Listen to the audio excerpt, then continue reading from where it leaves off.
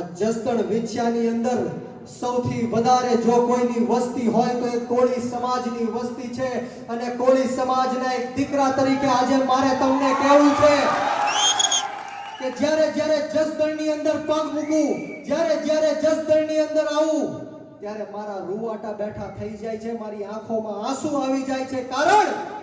કારણ કે વિછિયાની અંદર જે ઘનશ્યામભાઈ રાજપરાની હત્યા થઈ આપણે સૌએ જોયું કે જ્યારે ઘનશ્યામભાઈ રાજપરા પોલીસ સ્ટેશન જાય છે, મામલતદાર પાસે જાય છે, આ ભ્રષ્ટાચારી ભારતીય જનતા પાર્ટીના નેતાઓ પાસે જાય છે કે મારા જીવનું જોખમ છે, મને આ લુખ્ખા, મને આ માથાભારે માણસો હથિયાર લઈને મારી નાખવા માટે ફરે છે, ત્યારે આ કોઈ નમાલાયોએ, આ પોલીસ વાળાએ, આ મામલતદારોએ, આ નેતાઓએ કોઈ ઘનશ્યામભાઈ રાજપરાની સામે ન જોયું, એમની અરજીની સામે ન જોયું અને અંતે દુઃખ સાથે કહેવું પડે કે 7 થી 8 જણાએ ઘનશ્યામભાઈ રાજપરાની કરુણ હત્યા કરી નાખી। અને જ્યારે આ સમાજ પોલીસ સ્ટેશનને ન્યાય માંગવા જાય છે ત્યારે બહેનો દીકરીઓ ઉપર લાઠીચાર્જ કરીને લોહી લુહાણ કરી દેવામાં આવ્યા છે। યુવાનોને ખોટા કેસો કરીને 92 જણાને, એમાં પાટીદાર સમાજના પણ યુવાનો હતા, એમાં દલિત સમાજના પણ યુવાનો હતા। ત્યારે હું તમને કહેવા માંગુ છું કે જસદણ વિછિયાની અંદર જો કોઈની વસ્તી વધારે હોય તો એ કોળી સમાજની છે। છેલ્લા 30 વર્ષથી કોળી સમાજનો ધારાસભ્ય છે, કોળી સમાજનો કેબિનેટ મંત્રી છે, છતાં પણ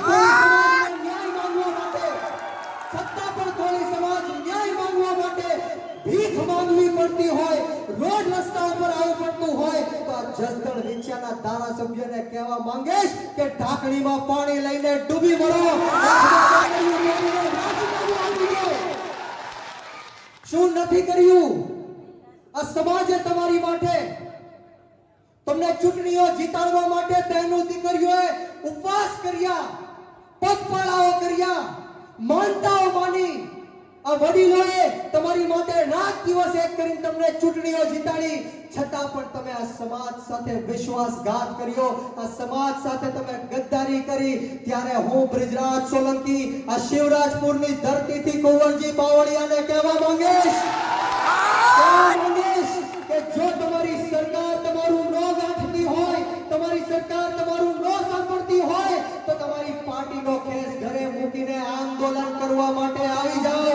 હું પાર્ટીનો ખેસ ઘરે મૂકીને તમારી સાથે આંદોલન કરવા માટે તૈયાર છું। આ 92 જણા ઉપર જે ખોટા કેસો થયા છે, આ ઘનશ્યામભાઈ રાજપરાના જે હત્યારાઓ છે એ ખુલ્લેઆમ ફરે છે।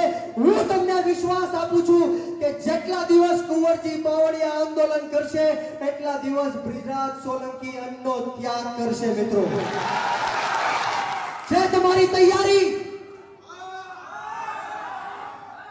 માત્ર ને માત્ર વીવીઆઈપી ગુલામો સરકારના ખોળામાં જઈને બેઠા છે। મિત્રો, મારે તમને વાત કરવી છે કે જે રીતના પોલીસ તંત્રએ જસદણ અને વિછિયાની અંદર તમામ સમાજ, જ્ઞાતિ અને ધર્મના લોકોને જે પીડા આપી છે, ધાક ધમકીઓ આપી છે, ત્યારે આ પોલીસ વાળાને પણ આ જાહેર મંચ ઉપરથી કહેવા માંગીશ કે જે દાંડાઈ, જે હલકાઈ આની પહેલા કરતા હતા, હવે તમારો આ ભાઈ બ્રિજરાજ સોલંકી જસદણ વિછિયાની અંદર આવી ગયો।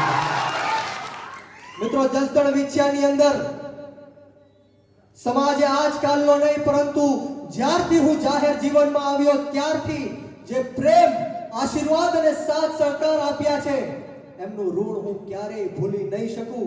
ત્યારે મારે એટલી જ વાત કરવી છે કે આપણે સૌએ આપણી આંખમાં જગાડવી પડશે। હું ગામે ગામ જઈને એટલું જ કહેવા માંગુ છું કે સાચા અને ખોટા નેતાઓને ઓળખવાનો સમય આવી ગયો છે। હું તૈયાર છું, તમે પણ તૈયાર થઈ જાજો। તમારા બાળકોના ભવિષ્ય માટે, ખેડૂતોના હક માટે, યુવાનોના અધિકાર માટે આ બ્રિજરાજ સોલંકી પોતાનું જીવન ઘસી નાખવા માટે તૈયાર છે।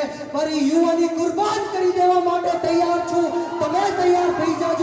જ્યારે પણ આ બ્રિજરાજ સોલંકી રણભૂમિના યુદ્ધના મેદાનમાં કૂદી પડે ને ત્યારે એકલો નોય પડવા દેતા, મારું બાવડું જાળી રાખજો, એ જવાબ